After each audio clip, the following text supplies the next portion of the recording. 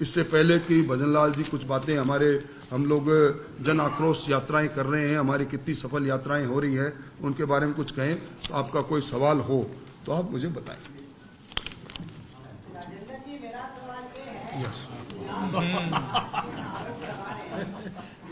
उनमें एकता ही नहीं है, विपक्ष में एकता कहाँ नजर आ रहा है? जो धरना प्रदर्शन जिसे कर रहे हैं, 10 लोग आपको घर से बैठ जाते हैं और आपस में नेता ही आपस में। देखिए, हमारा काम है सरकार की कमियों को उजागर करना, जनता के सामने सरकार के कुकर्म आए, इन कुकर्मों को उजागर करने में अगर हमारा एक आदमी 1 लाख के बराबर आके कर देता है तो भी हम कामयाब हैं, 10 आदमी आके करते हैं तो भी कामयाब हैं। हम सब एकाकार हैं। हमारे जितने भी कार्यक्रम अब तक हुए हैं उसमें पूरी पार्टी एक साथ रही। भरतपुर के अंदर जब हमारे माननीय गृह मंत्री जी आए तो हमारा रैंक एंड फाइल से लेकर हमारे 1 से लेकर 100 नेताओं तक सब एक लाइन में बैठे थे।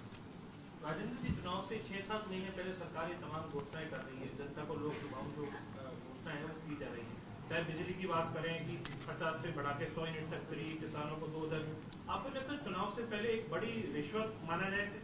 देखिए, जिस प्रकार सरकार कर रही है, सरकार के पास स्वयं के संसाधन हो और इन घोषणाओं में का बजटीय प्रावधान सरकार करती। सबसे बड़ा सवाल यह है कि जब इन्होंने स्मार्टफोन देने की बात कही, पूरा 1 साल ये दे नहीं पाए। और मैं आरोप लगा रहा हूं सरकार पर। सरकार की जितनी भी योजना है, चाहे वो अन्नपूर्णा फूड पैकेट की हो, चाहे स्मार्ट टेलीफोन बांटने की हो, चाहे बिजली के नाम पर बिजली कंपनियों पर पहले बिजली का भार चढ़ाकर सस्ती निजी विद्युत कंपनियों से बिजली खरीदने की बात हो, हर मामले के अंदर संस्थागत भ्रष्टाचार का अंजाम देने का काम सरकार कर रही है। और ये इन सारे कामों को सरकार अगर अपने संसाधनों से कर पाती तो जनता को राहत मिलती।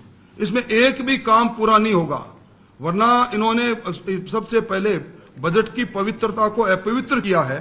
1 अप्रैल से स्वतः ही सुपुर्द का सारे कार्य काम प्रारंभ हो जाने चाहिए थे, जिनको अब ये इनकी तारीखें भी आगे कर रहे हैं और इनके लिए बजटीय प्रावधान नहीं है, इसलिए सब कुछ कर रहे हैं। सरकार आएगी तो रिव्यू करवाएगी इन सारी घोषणाओं।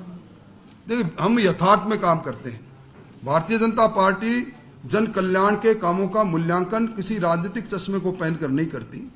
जन कल्याण के काम होंगे तो निश्चित तौर पर उनको आगे बढ़ाएंगे, और जन कल्याण के काम थोते होंगे तो किस प्रकार उस जन कल्याण के काम को ठीक किया जा सके, उस पर भारतीय जनता पार्टी, आपने सही कहा, हम आ रहे हैं, बहुत नजदीक पहुंच गए हैं, इसलिए आकर उसको ठीक करेंगे। पेपर लीक मामले को लेकर के सचिन पायलट ने कहा कि छोटा मुद्दा नहीं है, बड़ा मुद्दा था। आरपीएससी मेंबर किसकी शह पर किसकी उससे बना था, वो उसकी जांच होनी चाहिए और ये बड़ा मुद्दा है, लगातार मैं इसको जारी रखूंगा। देखिए, सचिन पायलट जी ने कहा, ये उनके विचारों पर भारतीय जनता पार्टी ने, और विशेष तौर पर मैंने तो पहले दिन ही कहा था, सवाल इस बात का नहीं है कि एक आदमी ने भ्रष्टाचार किया, सवाल इस बात का है कि एक सांख्यिकी अधिकारी जो पहले वीडियो बनते हैं उनके खिलाफ स्पेसिफिक आरोप लगते हैं भ्रष्टाचार के, किसकी अनुशंसा पर, क्यों और कैसे। अब जब से ये गए, 2020 से ये है, 2020 के बाद कई दर्जन परीक्षाओं के ये समन्वयक भी रहे, कई दर्जन परीक्षा इंटरव्यू के साथ में उसमें इंटरव्यू के रहे। तो इन सारी परीक्षा आज तक जितने भी सिलेक्शन इनके हुए हैं, सरकार को चाहिए कि एक श्वेत पत्र जारी करें, बाबूलाल कटारा किन किन परीक्षाओं के समन्वयक रहे और उसके बाबूलाल कटारा किन किन साक्षात्कारों में बैठे। ये सारी परीक्षाएं और साक्षात्कार अपवित्र हो गए, यहाँ योग्यता की हत्या होने का काम हुआ है।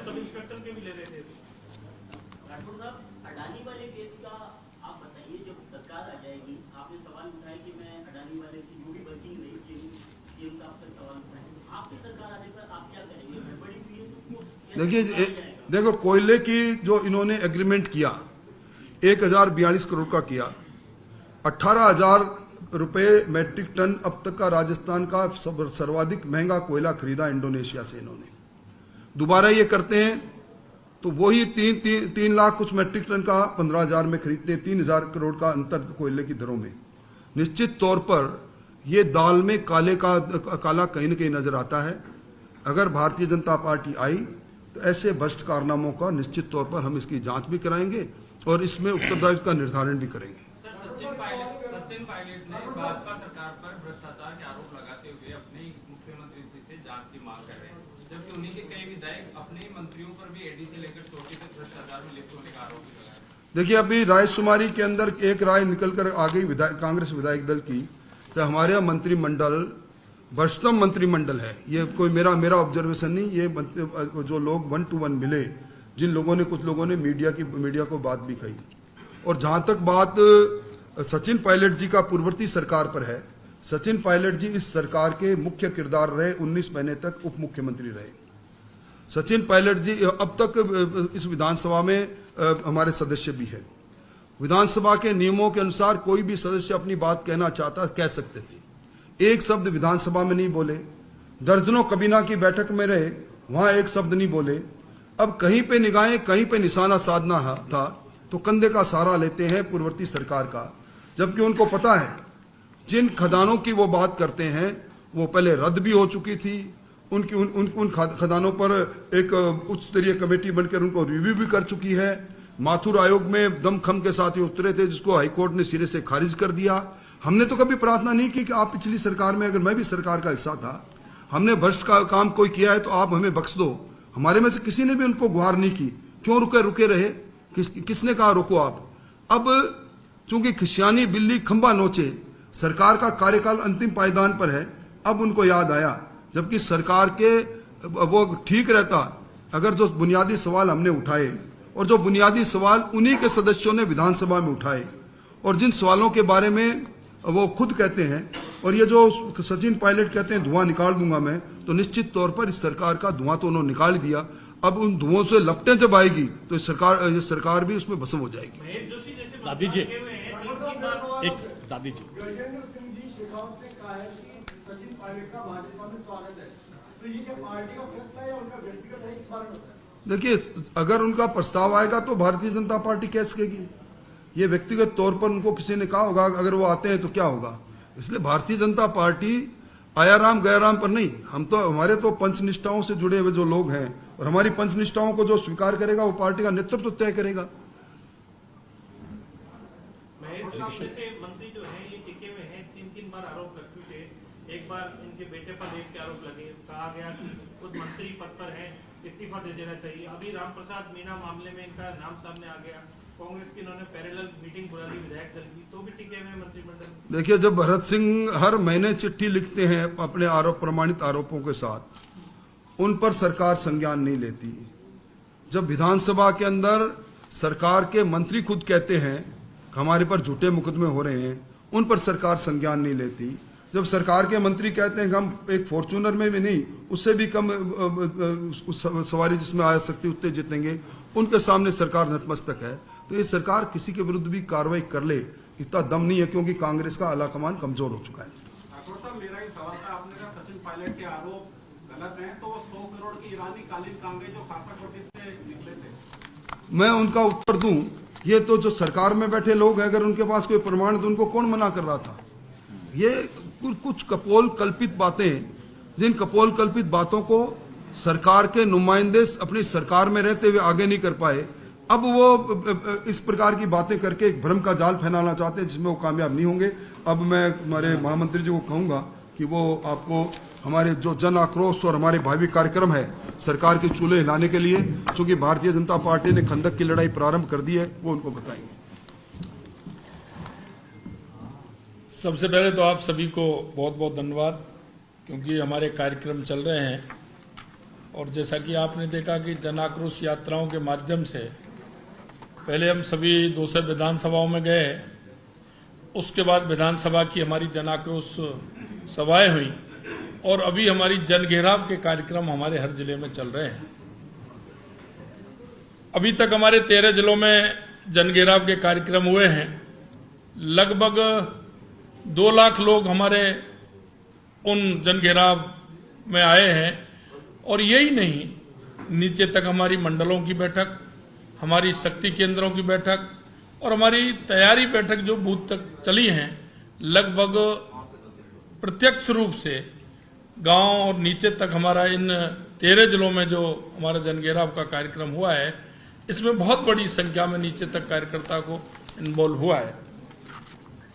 कांग्रेस के जंगल राज, भ्रष्टाचार, महिला उत्पीड़न, दलित अत्याचार, इन सारे विषयों को लेकर के तो हैं, लेकिन स्थानीय मुद्दे जिस विधानसभा में इन्होंने वायदे किए और जिन वायदों को पूरा नहीं किया, इनके विधायक हर विधानसभा में जिस तरह से उनका कामकाज है, वो हर विधानसभा के मुख्यमंत्री बने बैठे हैं, उनके प्रति जो जन आक्रोश है वो भी इन जन आक्रोश के माध्यम से और इस जनघेराव के माध्यम से निकल करके आ रहा है।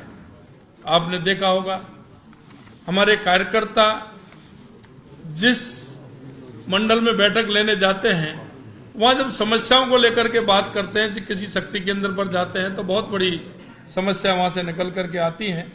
मैं आपके माध्यम से इतना कहना चाहता हूं कि हमारे इस जनघेराव हमारे अप्रैल और हम लास्ट 5 और 6 मई तक हमारे ये पूरे हो जाएंगे। अभी आगामी कार्यक्रम हमारे 25 को हमारे 2 स्थानों पे हैं, एक जगह 26 को है, 27 को हमारे 5 स्थानों पर जनघेराव का कार्यक्रम है, 28 को 7 स्थानों पर है, 29 को 1 स्थान पर है और इस तरह से 3, 4, 5 तारीख तक हमारे सारे जनघेराव के कार्यक्रम हमारे होंगे। और हम कह सकते हैं कि जनता का बहुत बड़ा हमें सरकार के खिलाफ जो कार्य हैं, चाहे वो किसी भी तरह के कार्य हैं, चाहे वो जिन्होंने वायदे किए हैं और उन वायदों को भी पूरा नहीं किया है। और आपने देखा होगा अभी अतिवृष्टि हुई है, किसान अपने खेत खलिहान से फ्री हुआ है, लेकिन अतिवृष्टि जिस फसल की हुई है उसमें इस सरकार का रवैया कितना ढीला रहा है कि किसान तक उनकी आज तक गिरदावरी नहीं कराई गई। कुछ स्थानों पर जहां के लोगों ने प्रेशर किया है वहां गिरदावरी कराने का काम इन्होंने स्टार्ट किया है।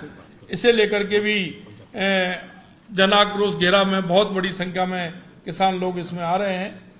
आगामी कार्यक्रम में हमारा मन की बात का कार्यक्रम 30 अप्रैल को है।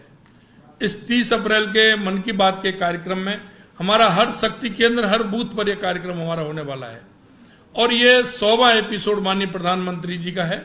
इसकी तैयारी भी हमारी चल रही है।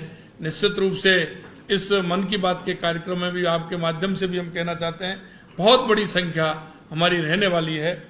हम क्योंकि भारतीय जनता पार्टी का कार्यकर्ता, नीचे तक का कार्यकर्ता, क्योंकि ऐसी पार्टी है जो साल के 365 दिन काम करती है, तो हमारा कार्यकर्ता नीचे तक का कार्यकर्ता है, वो हमारा पूरी तरह से सक्रिय कार्यकर्ता है और इन जन घेराव के माध्यम से और ज्यादा हमारा जनता तक कार्यकर्ता हमारा पहुंच रहा है और ये जन घेराव के कार्यक्रम बहुत ही ऐतिहासिक, हर जिले में बहुत अच्छे कार्यक्रम हो रहे हैं। मोदी जी के 2-3 कार्यक्रम राजस्थान में, अमित शाह जी भी आगे हैं और कौन कौन से बड़े नेताओं के कार्यक्रम आगामी? देखिए, आगामी कार्यक्रम अभी हमारे राष्ट्रीय अध्यक्ष जी पहले बीकानेर संभाग में आए थे, माननीय अमित शाह जी जोधपुर संभाग में आए थे, अभी माननीय अमित शाह जी भरतपुर संभाग में हमारा बूथ संकल्प महासम्मेलन उसको किया है। अभी कोटा में आगामी प्रस्तावित कार्यक्रम हमारे राष्ट्रीय अध्यक्ष जी का है और जैसे जैसे कार्यक्रम होंगे हमारे माननीय गृह मंत्री जी भी आएंगे, हमारे प्रधानमंत्री जी की भी कार्यक्रम, प्रधानमंत्री जी के भी कार्यक्रम बनेंगे। जैसे जैसे कार्यक्रम बनेंगे आपको अवगत करा दिया जाएगा।